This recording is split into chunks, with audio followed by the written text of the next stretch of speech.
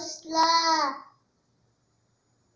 Benim ismim Hadice Kudret. Ben bu yıl 4 yaşa girdim.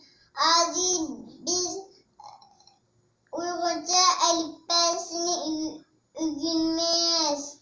En sadakat kılınlar dostlar. Alpsini öğrenmiş. En sebepleri.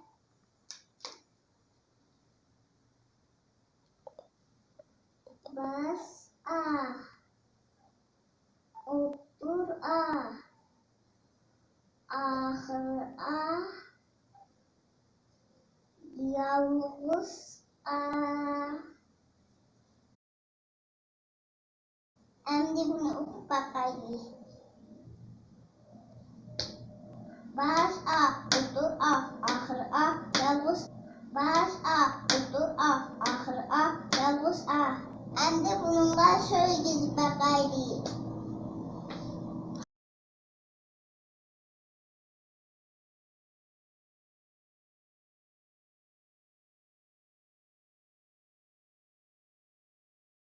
A T A A Y I A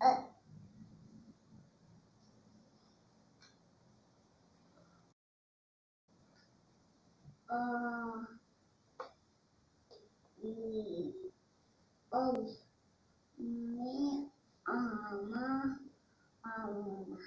a ni ana zinan ana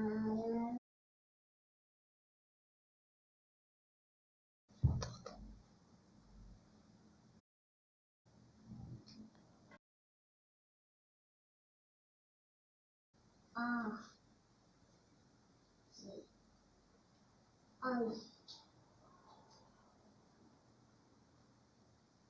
a si as ni ama liman asman di ada asmanda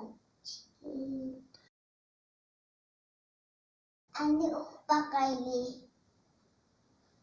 Bas a, bas a, otur a, ahır a, yavuz a. A ki at, a yi ay, a yi al. Mi ama, alma. Ani ana, riyan anan. Ay yi ay, asi as. Mi ama, liman asman. Asman, di ada. Asmanda, ay asmanda.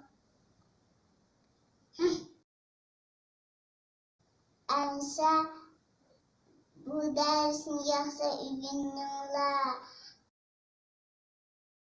Kira qeydimli dersimizde görüşelim. Allah'a emanet.